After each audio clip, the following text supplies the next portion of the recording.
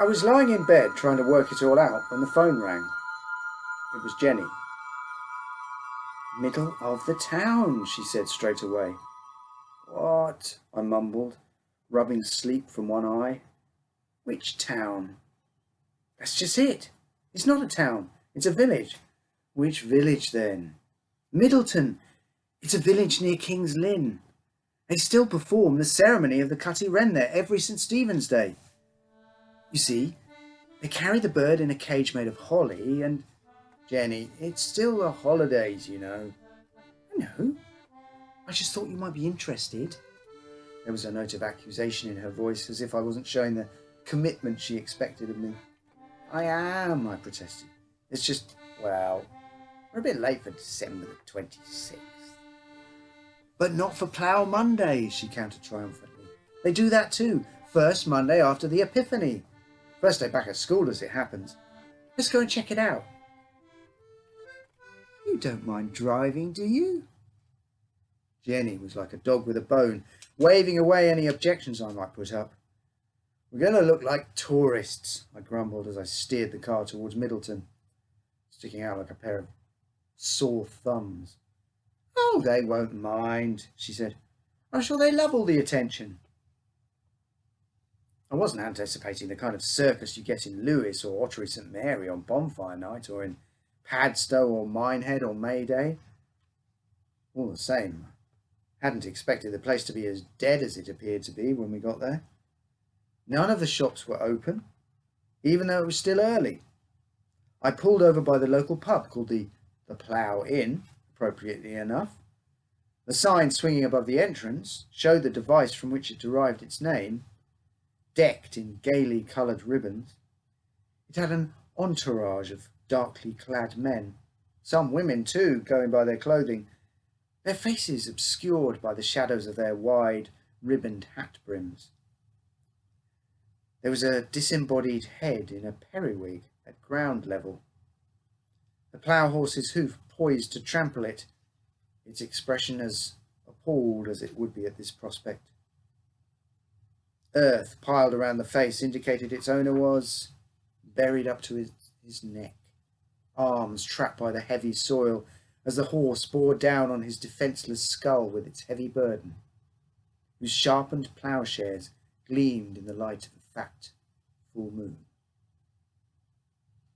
The pub didn't look any more inviting than this sign suggested, the windows devoid of light. Was nothing open round here? It was cold enough to make my breath visible, and I'd set my heart on enjoying whatever local curiosity we were to see from the comfort of a warm hearth. What about the other bit of the rhyme? I said, as much to make conversation as anything else. Maguire and Malone. Is there an Irish presence round here, perhaps? There's your answer, said Jenny, referring to the wheezing strains of an accordion and the rhythmic jingling of bells and clacking of sticks in the distance, growing steadily in volume, with the clopping of horses' hooves adding its own syncopated rhythm. Morris dancers, I murmured. In these parts, they call them Molly dancers. Oh, I see. Molly Malone, I said. And Molly Maguire, Jenny added. And these parts means Norfolk, short for northern folk, I put in, feeling quite pleased with myself. But I went quiet as the Molly dancers drew closer, jingling and tapping and dancing, some in collarless shirts, dark waistcoats, ribbon-decked top hats that reminded me oddly of funeral directors, some in bonnets and dresses, but all with soot-blackened faces. Maybe it's not such a bad thing this doesn't draw a big crowd, Jenny remarked. Imagine the outcry if a bunch of educated city folk came along and saw these yokels blacking up. I winced as the procession drew closer, hoping none of the intimidating figures had heard her refer to them as yokels. It's nothing to do with race, you know, said a voice from the darkness. Its pitch was high and female, its tone jolly but gently reproving. Its owner stepped from the shadow of the pub sign, a hand stretched out in greeting. Caroline Blake, local historian, and White Witch, if you believe the gossip.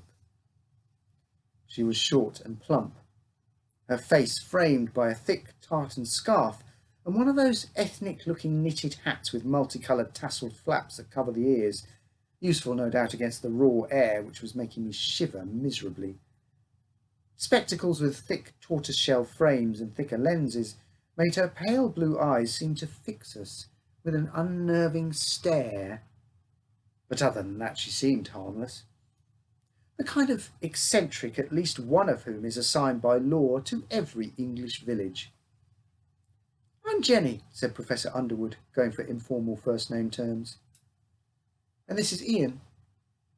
Jenny moved to accept the proffered hand, her fingers long and tapered against the short, stubby ones of Caroline Blake, whose round, diminutive figure, engulfed in one of those long, dark brown wax coats with shoulder wings, seemed to emphasise Jenny's tall elegance.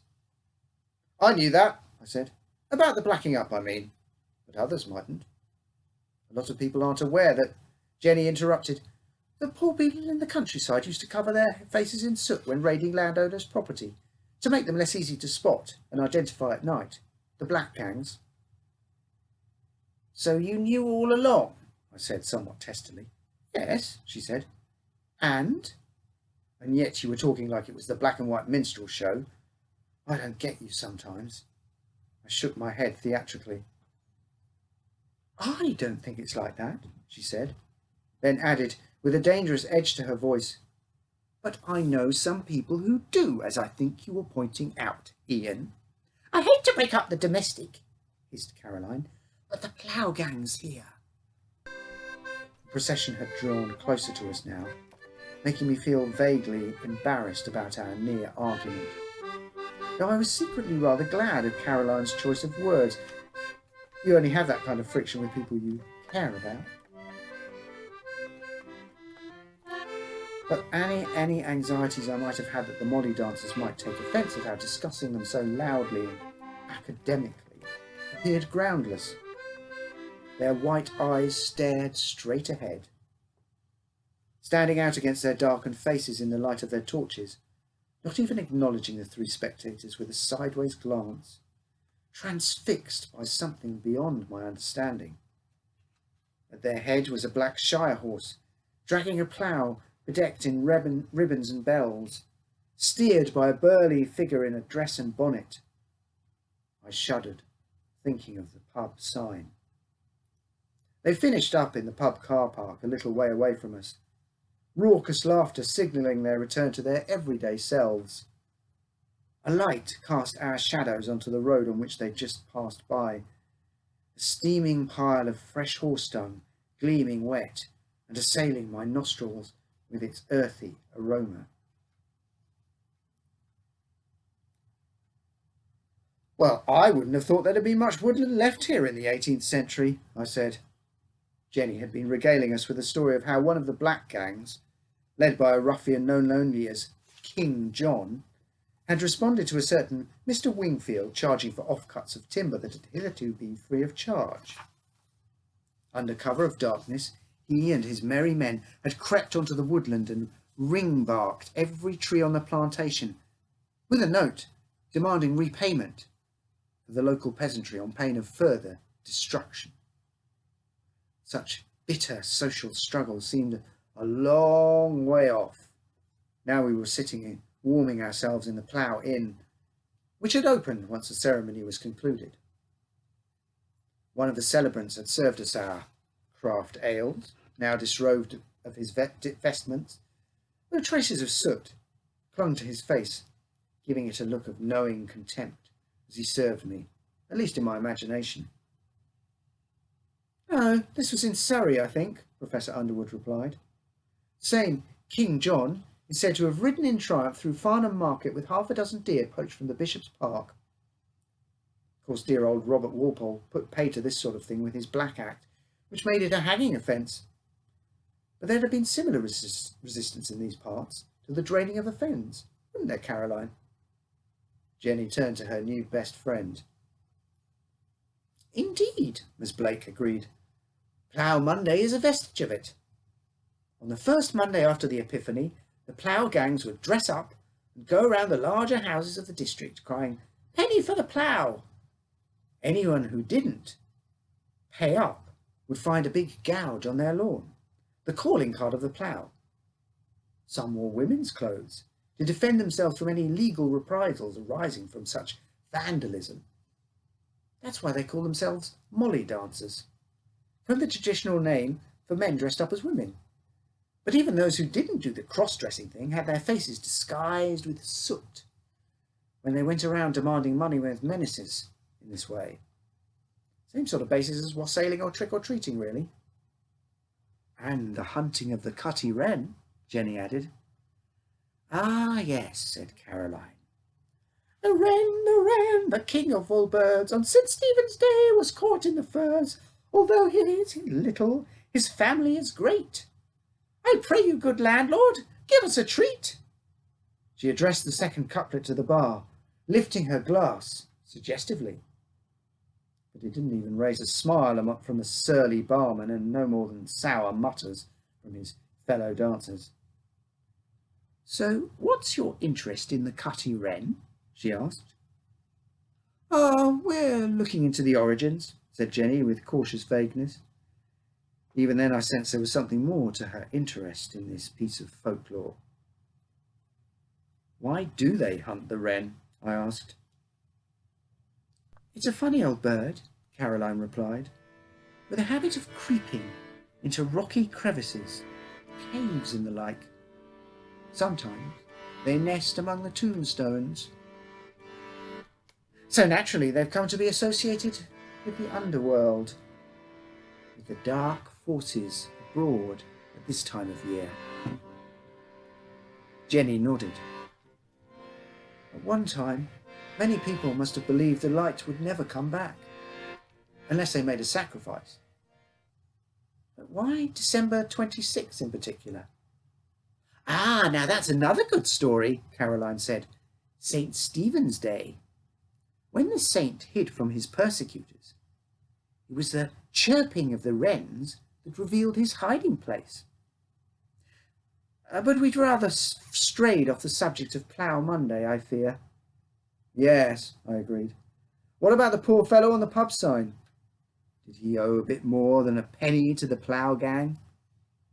Oh, much worse than that, Caroline said darkly.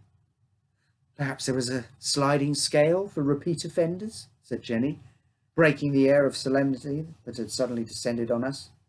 General hilarity ensued between us, but I noticed neither the soot-stained barman nor the group of molly dancers gathered near the bar joined in with our laughter, though it was clear to me that they had been listening to every word.